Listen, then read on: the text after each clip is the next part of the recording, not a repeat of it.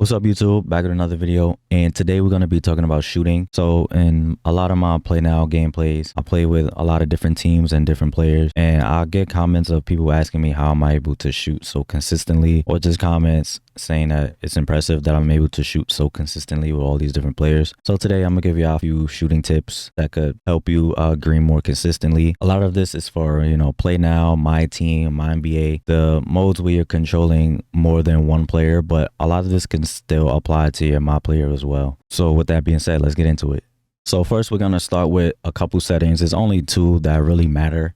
And the first one is your shot timing release time. I personally use early. When the game first came out, I was going in between early and late, but eventually I just put it on early and kept it there and just practiced and got used to that. So early feels really consistent to me now. And for most jump shots, like early and late are like equally good, but I feel like early makes a lot more jump shots better than they normally would be. So that's why I stuck with early. And on top of that, also shoot a lot of like difficult shots. So step backs, fades, spin shots, and other shots like that. And early feels really consistent for me. So like I said, me personally, I use early, and I would avoid like changing this like every day, every other day, because you'll never get any consistency that way. I just recommend finding one that works for you, practicing on it, and getting used to it. And as for my career, it gets a lot more complicated there just because all of them can work. It really just depends on the jump shot that you're using as well as how you play. But I use early on there as well.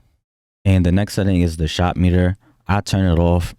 You get a minor boost to your green window, or you're more likely to green shots when you turn the meter off. The boost isn't as significant as it used to be, but any boost is good. And me personally, like the meter, it just distracts me. When you shoot, you really should be looking at the player's animation and not necessarily the meter, because the meter will deceive you. And especially with early release time, I found that like when you release the ball on like the wrist flick, so like when the player brings the ball up and when he gets like right here and you see his wrist like right there, that's usually a good time to release the ball for most shots on early release timing. It's just, for specific shots, it might be a split second earlier or a split second later. But for the most part, that's usually a good time to release the ball. And from there, it's just practice.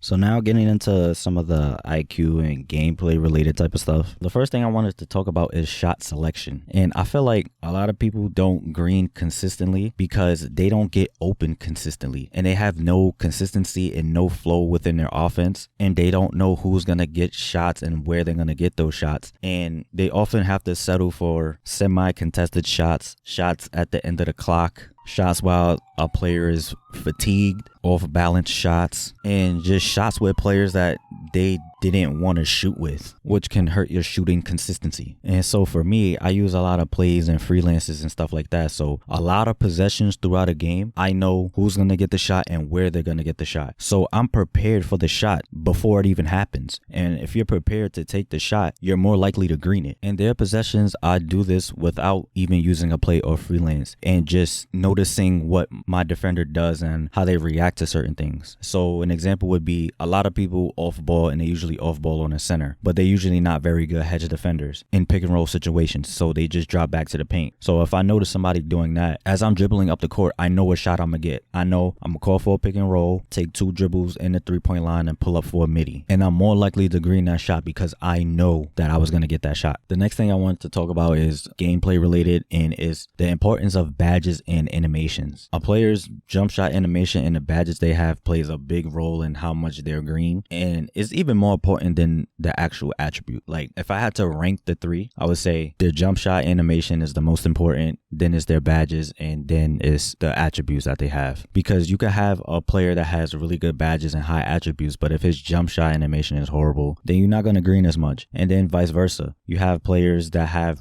relatively good jump shot animations, but they don't have a lot of badges, and their attributes are pretty average, but you're still able to green a lot because their shots are so smooth. And I've experienced this playing with a lot of the tier 3 teams and bottom tier of tier 2 teams in PlayNow. A lot of those players don't have a lot of badges, and a lot of their attributes are, in the mid to high 70s and low to mid 80s depending on the player. And I'm still able to green with a lot of them because they have pretty good jump shot animations. And a player's animations will also dictate the types of shots I take with that player too. So for example, a player like Luka, his step back is good and I'm able to green it, but I like his dribble pull up better, or his fade, whatever you want to call it. Basically the shots where you just run and shoot. He has the best dribble pull up on the game, so I'm more comfortable shooting that than the step back. And in the Luka gameplay, you'll see me hit quite a few of those shots, and I'm gonna be dropping that gameplay soon. And as for badges, try to take shots that works around a player's badges. So if a player has catch and shoot, I'd run some off-ball screens for him to get him some catch and shoot shots. If a player has limitless range,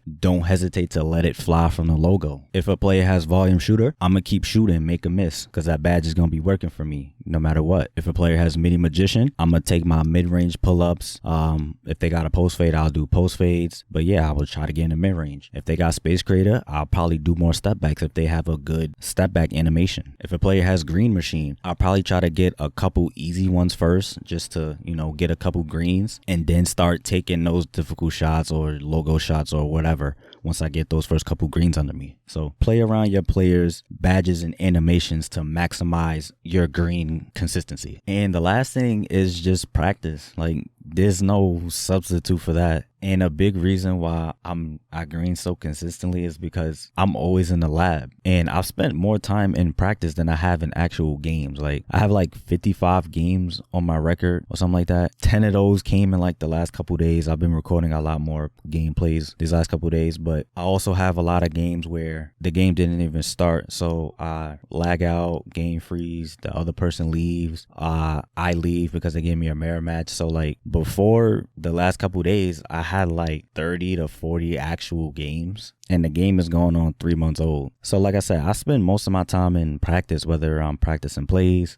in scrimmage mode, just practicing freelances or series or just different strategies. In freestyle mode, just practicing, certain types of shots and moves. Like, I'm always in the lab, and that's why I'm so comfortable doing certain things and taking certain shots, is because I practice that stuff. I practice, catch and shoot shots or fading shots, the post hop shots, step backs. I practice shooting in the AI's face. So that's why I'm never really scared of an AI closeout. And I also practice on Hall of Fame. And so when I play online, I know I'm gonna hit my shots because online difficulty isn't on Hall of Fame. And a lot of people off ball anyway. So me practicing against the Hall of Fame CPU just prepared me for the off ballers I'm gonna play online. And even if they do on ball me, the Hall of Fame CPU plays better defense than actual people. So this is why I just look so comfortable on the court. And athletes say stuff like this all the time. Like, they'll have a big game and then they'll be like, it's just a product of all the work they put in behind the scenes that people don't see. Like, they just see the end product. And it sounds cliche, but it's really true. Like, as far as my videos go, the people see me greening and hitting all these shots and stuff, but they don't see me in the lab working on those shots. So yeah, that's pretty much it. Any other questions, leave a comment. I'll see if I can answer. And yeah, as always, I hope this helped you. I hope you enjoyed. Thanks for watching, and stay tuned for more content.